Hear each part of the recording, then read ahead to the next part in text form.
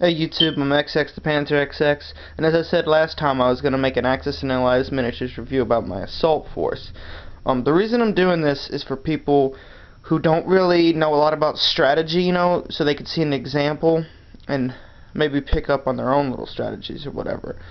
But you saw my defensive line. Now I'm going to show you a 300-point German assault force.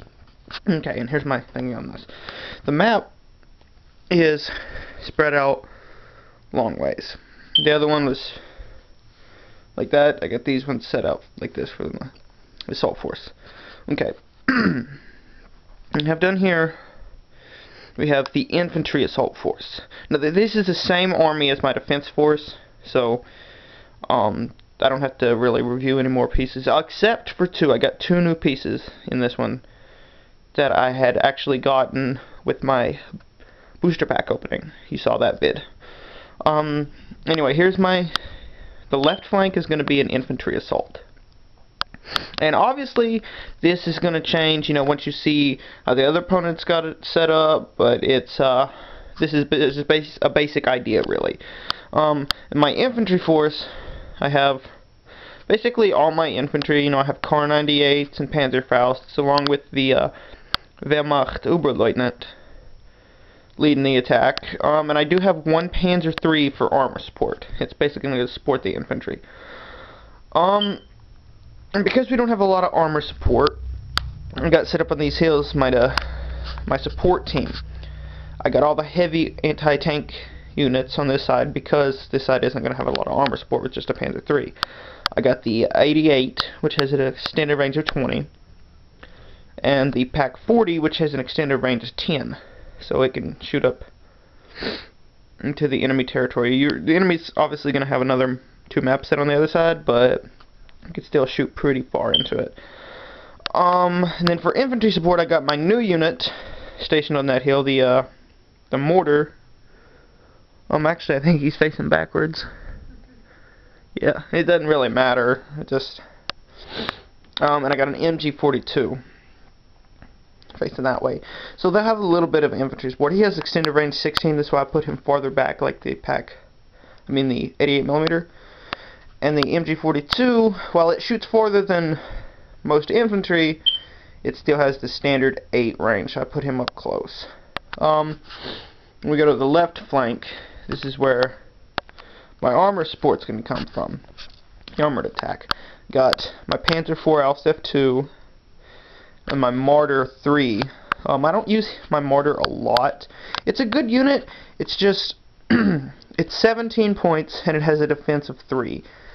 While it's stronger and faster than the Panzer III, it has weaker defense and it costs a little bit more. So I just prefer to use 2 Panzer IIIs in place of that, but he does come out sometimes. Then I have my King Tiger. On my defensive line, I used him as mobile artillery, but on this one, he's going to get in the heat of the action, where he's a little bit slower. I put him on a road there, and all my vehicles are essentially going to move up to the road. Then I have a Panzer IV Alfs G. I don't use him a lot. I just prefer to use the Alfs F2 a lot, but they're basically the same tank. All the stats are the same. They just look different.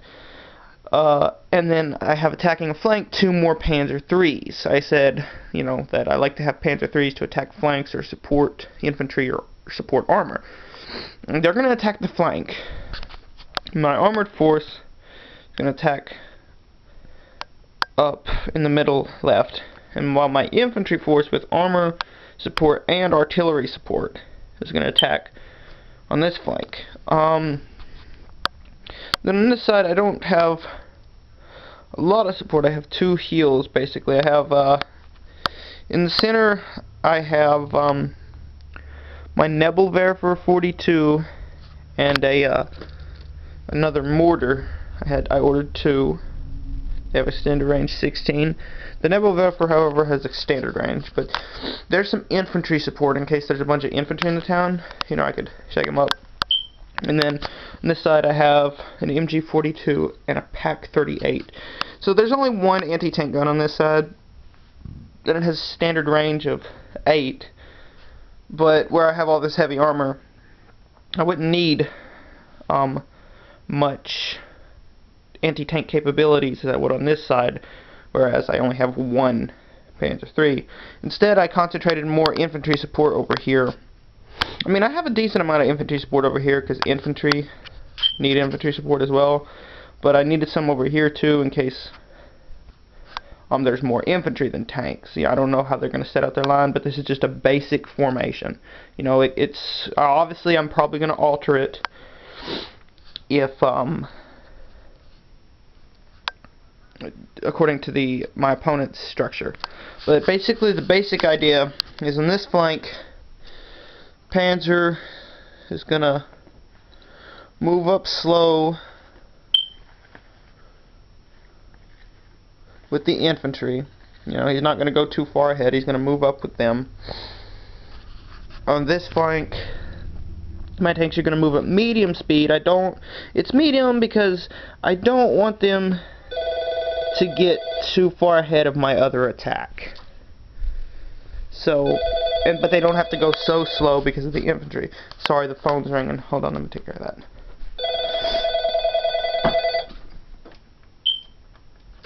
Sorry about the phone. You know, we don't want them to go too far ahead of this attack, but they don't have to keep so slow that as this one would, because of they don't have the infantry that's slowing them down. And my support units are basically going to be pounding away at defensive structures while my assault force is attacking. So hopefully by the time both assault teams get there, they'll be, you know, tore up so much they won't put up too much of a fight. Anyway, that's my offensive strategy. As I said, it's a basic formation. Once again, it will be changed most likely. And if I usually like to just stick with two teams, as I said, you know, an infantry-based assault team with mechanized and armored support. Sadly, though, for my German army, I don't have any mechanized supports. I wanted a half-track or an Blitz truck, or I'd even take a Kubelwagen, but I don't have any of them. So, you know, I wanted to spare at least one tank to give them some support. And initially I was going to give them one mortar to give them some more support, but I figured I could put them on heels with this setup here and just pound away at the town. Yeah, I'd like to get a half-track and a Kubelwagen or an Blitz to support the infantry. I may have to order some off of Miniatures Market, either keep getting booster packs or order singles. Yeah, you guys should check out miniaturesmarket.com.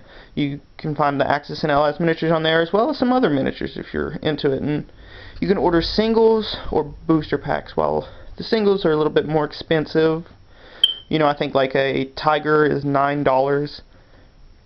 But the booster packs are a little bit cheaper than you can find at a lot of places. It's a cheap site, but they are not completely in stock all the time. You have to hurry up and get them. That's why I ordered my 2 mortars.